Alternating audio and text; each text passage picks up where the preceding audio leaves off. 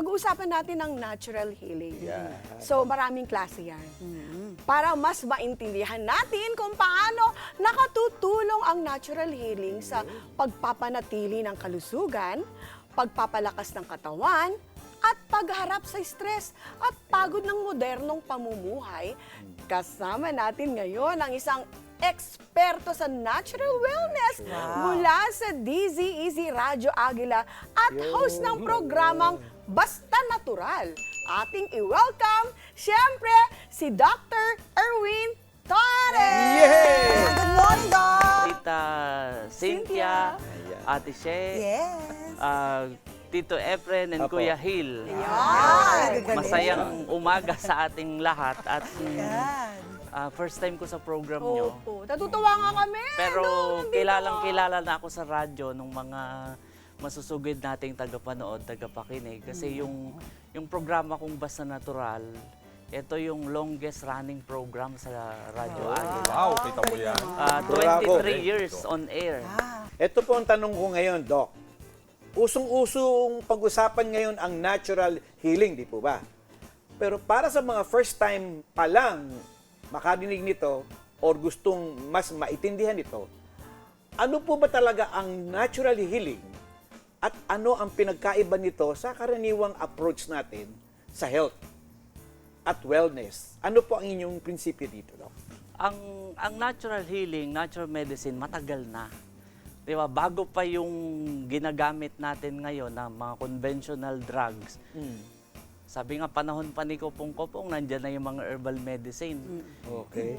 Panahon ng mga Kastila, naging sakop tayo ng mga Kastila, madami ng mga nasulat na libro about herbal medicine.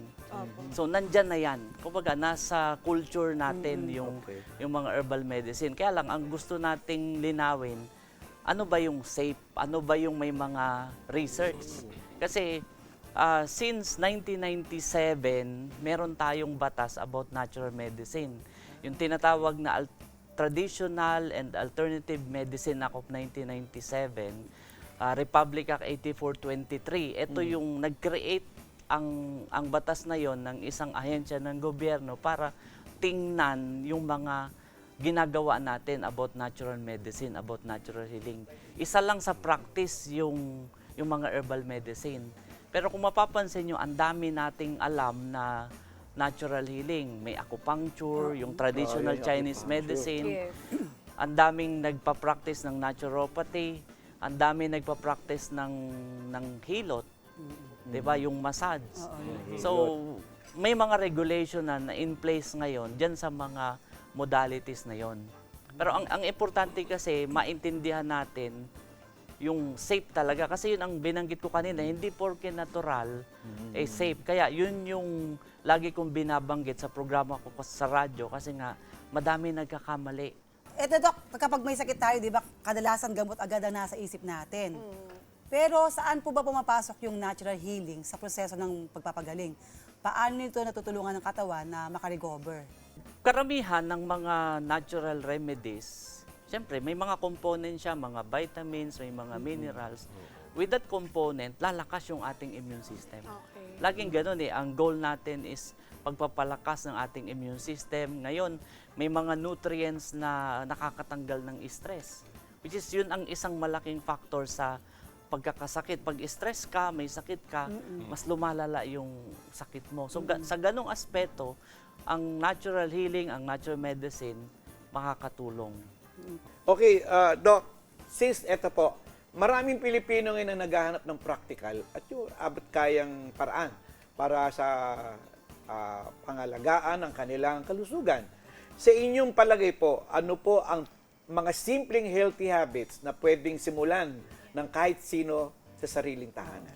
In my practice sa 23 years, yan yung lagi kong tinatalakay, yung mga home remedies, yung mga practical. Halimbawa, hindi ka makatulog. Ano yung simple na pwedeng gawin? Simpleng asin lang. Tapos po, Doc, sa nalagay. Sa tubig? Yan, pwede mong, Direct. bago matulog, kain ka na konti asin, tapos tubig. Yung mga ganon. Simple remedy yung asin. Pag medyo masakit yung lalamunan mo. Yan. Ay, ako ginagawa ko Diba? po yan. Gamot talaga yan. Oo, ako yan sa asin. Madaming home remedies. Kaya nga, sa practice din, may nabuo ako na ilang mga tips na nilagay ko sa isang libro. Yan. Na yun ay, yan, nakikita ng mga listener ko sa Basta Natural. Okay lang ba ipakita natin? Opo. Yan, Pakita ito mo, po Doc. yung, Yan, ayan po. yung book na sinulat ko, Healing the Natural Way. Yun, no? Yan, may dala ako dyan. Yung ating mga kasama, magkakaroon kayo ng kopya. Yan. So, nandito, diniscuss ko yung 10 halamang gamot Healing. na approved ng ating Department of Health. At saka ilang mga tips. Ano yung future ng natural medicine? Sinulat ko dito. Ayan. At syempre, dahil naman dyan, pag-usapan naman natin ng isa sa mga pinaka-in-demand ngayon. At masasabi na rin nating isa ng pangangailangan sa ating araw-araw na buhay. Ang yun? gadget. Parang hindi na talaga nawawala sa buhay natin ang cellphone at gadgets. Hindi po ito para manakot ha, pero para mas maintindihan natin. Ano po ba ang epekto ng sobrang screen time sa ating physical, mental at emotional na kalusugan? At ano ang kahahantungan nito? At paano po makakatulong ang natural healing dito? Ayan, may mga nagsasabi na merong epekto yung gadgets. Although hindi pa ganun kadami talaga yung research, pero alam natin unang-una yung sobrang paggamit ng gadget, yung pagtulog, maapektuhan. Lagi ko yung dinidiscuss yung para mahimbing na tulog, limitahan yung Paggamit ng ng cellphone. gadgets, ba? ng cellphone. Oo. Masasabi po ba natin na ang pagiging healthy ay hindi lang tungkol sa pag-aalaga ng katawan, kundi pati na rin sa ating isip at emosyon? Yes, lahat kasi sa natural medicine kasama lagi yung psychological aspect. Pero pag pinag-usapan natin yung psychological aspect, meron ding nutrient deficiency na nakikita natin. Kasi sa research, talagang we can observe halos lahat ng sakit, may makikita kang nutritional deficiency, kahit psychological problem. So, makakatulong yung evaluation ng ano ba yung kulang na nutrients sa akin. So, nandun sa diet. Kaya, pisan pag ini-evaluate natin, una, tinitingnan ko ano yung kulang na vitamin sa katawan. Sa clinic, nakikita ko yan. Usually, B-complex, Yes. vitamin C, zinc. Yun, importante Calcium. yun. Zinc. Calcium, pag sumobra, hindi rin Ay, di maganda. maganda, Dok. Ay. Hindi ko alam yun. Dapat tama lang yung calcium. At saka, laging dapat tingnan natin yung tinatawag na nutrient synergy. Na dapat yung mga nutrients, magsama-sama sila, magandang effect. Tapos titingnan natin, ano yung mga interaction din. Halimbawa, meron kang iniinom na gamot, may supplement kang iinumin. Dapat tinitingnan yung interaction nito. Kasi minsan akala mo ay gumanda pakiramdam. At saka may pagkakataon, yung sakit nandun. Pero dahil may iniinom kang supplement, natatabunan yung mga symptoms.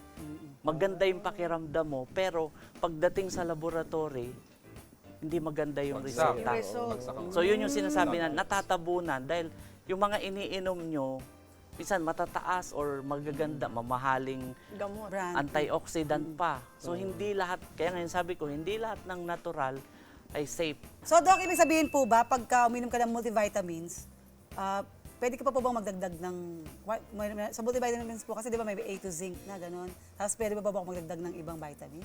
O yun Kung na lang ang po? diet mo is healthy, mahilig ka sa prutas, sa gulay, balanse, kakain ka ng karne, kakain, basta balansehin natin.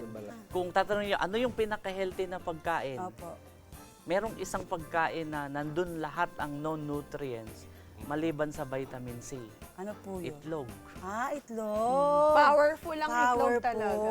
Lahat ng non-nutrients nasa itlog except Vitamin vitamin C. C. Dok, Halimbawa, ilang itlog po yan? Kailangan sa isang po. araw? madaming pagtatalo dyan. Sasabihin Oh, yun ng nga iba, 3 eggs A day. per week lang. Per week, okay. Nakakataas daw ng cholesterol, Cholesterol. sa mga research na patunayan hindi siya totoo. Ay. Talaga ba to? Oh. So, ilan pong itlog ang kailangan sa isang... I suggest Araw. one or 2 eggs a day A pwede. day. Okay. Pwede. Ang nagmamatter lang kasi minsan, papaano nyo niluto. Hard-boiled egg is the best. Hard-boiled po ba? is okay. Okay lang pinirito, pero make sure ang mantika nyo ginamit, bago. Kaya lang, madami sa ating mga nanonood, masyadong matipid. Of course. Paulit-ulit ang... Huwag ganun. Akala ko naman, kasi ako, Paulit-ulit ang Ako, mantika. nagluto naman Pinagprituhan ng, Totoo po yun. ng taba, Madalas itatabi, nangyayari pang-prito. Pamprito. Yun, delikado yun. Delikado yun. Cholesterol nga ang kalabas Cholesterol. nun. hindi ako naman kasi, nagluto ako ng hotdog, magluto ako ng itlog. Magkasabay ko lang. Yun lang, pero wag nyo nang ulitin yung mantika. Okay. Wag nyo nang itabi. Anyway, Doc, sa mabilis na takbo ng buhay ngayon, Doc, ano po ang pinakamahalagang mensahe ninyo sa mga taong gustong alagaan ang kanilang kalusugan gamit ang simple at practical na paraan sa kanilang sariling tahanan? Madaming pwedeng simpleng gawin. Una, matiyak natin properly hydrated yung katawan. Iwasan natin hanggat maaari yung mga matatamis, soft drinks, milk, talaga eh. ang daming Milk tea. sugar, puro sugar. So, kontrolin natin ang sugar. Tapos, we eat more vegetable. Kaya nga sabi ko, gulayan sa bakuran, mas maganda sarili mong tanim, sarili mong ani, lalo na yung mga nanonood sa atin sa probinsya.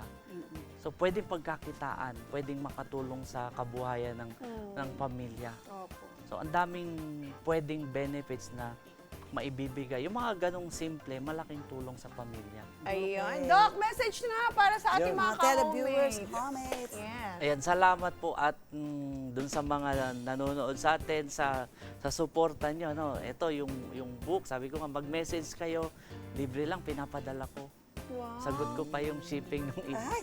Di ba? Pag Ay, galing yung naman mga po. nagme-message sa akin, pinapadala ko po. So, hintayin nyo lang. May message po saan, Doc? Sa Facebook Sa po. Facebook ko, hanapin nyo o Yan. kaya yung programang Basta Natural. Basta Natural. Makikita nyo po doon. Pag nag-message kayo, pangalan, address, number. Ayun na. Para Basta Natural. maipapadala ko. Yay! Alright, maraming salamat po sa inyong mahalagang paalala, Doc Erwin. Tunay ngang ang pag-aalaga sa kalusugan ay hindi kailangang maging komplikado. Madalas, nagsisimula ito sa simpleng pangangalaga sa ating sarili araw-araw. Ayan.